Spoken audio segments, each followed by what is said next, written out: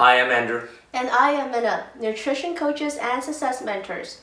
We created a Focal Academy to teach and mentor people like you to achieve true health and healthy relationships through nutrition, exercise, mindset, and lifestyle changes. This week, we're talking about simple things we can do to tweak the Chinese way of eating and cooking for better optimal health. So today we're taking on one ingredient that will ultimately give us type 2 and type 3 diabetes, and that ingredient is white rice. Oh no. White rice is a staple of all Chinese cuisine. We eat white rice with virtually all Chinese dishes, and we tend to eat a lot of it. We eat white rice in the form of congee for breakfast, and then we eat it for lunch and dinner. And when there's leftovers, we turn it into fried rice. Rice is a grain, and it naturally does not come in white. So to turn a grain into white rice, there is a whole lot of processing involved. And because of all that processing, any trace of nutrients within the grain itself has been removed. So eating this highly processed white rice does not have any nutrition value whatsoever. White rice is an economical way to make us feel full, but it also does something much worse to our bodies. Eating white rice will spike your blood sugar, causing spikes in your insulin, which can lead to diabetes in your future. So we come up with some healthy alternatives if you have to eat rice. We look at a popular dish that Chinese people love to eat because it smells so good, and that dish is clay pot rice. Now, we can serve clay pot rice in a variety of ways. The most common ones is to have clay pot rice with preserved meats and with salted fish and pork patty. Preserved meats is typically made of dried preserved pig parts, not necessarily pork, and these pork sausages are high in nitrates, salt, and sugar. It's pretty much as bad as food can get. Nitrates and nitrates are linked to chronic degenerative diseases, so eating this stuff will cause long-term harm to your health. And to make things even worse, pork is one of the dirtiest meats that we can eat.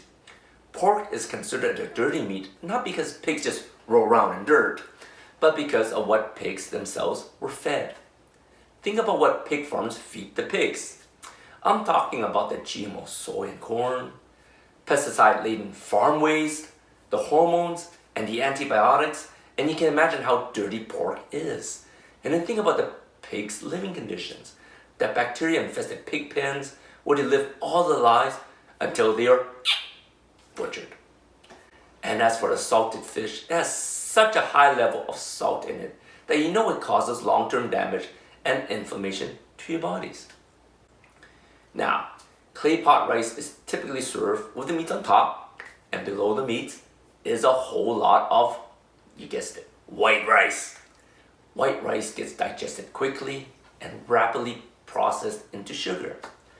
Refined white rice is a refined carbohydrate, similar to those found in white bread, flour tortillas, and most breakfast cereals, and is stripped of all nutrition. Refined white rice has a glycemic index of 73, which is about the same as white flour, which is 75. According to the Harvard School of Public Health, foods of a high glycemic index can increase the risk of developing type 2 diabetes. Studies show that eating 5 or more servings of white rice per week increase the risk of developing type 2 diabetes by 17%. So eating 1 serving of rice 5 days a week will increase your risk of developing type 2 diabetes by 17%. And in general, you probably eat at least 7 to 10 servings of white rice a week. So how can we make a more nutritious clay pot rice? Well, our version of clay pot rice uses very different ingredients. Our version of clay pot rice uses a combination of brown rice and black rice. Now, black rice is sometimes called forbidden rice also. Both black and brown rice has a lower glycemic index of just about 62 as opposed to white rice glycemic index of 73. But brown rice tends to have more texture and is less smooth. So to make your rice smoother, we cook it with coconut milk. Not only does it give a whole lot of flavor to the rice, coconut milk also slows down the slows down the breakdown and absorption of the sugars. Now on top of the rice, we use organic chicken breast rather than pork.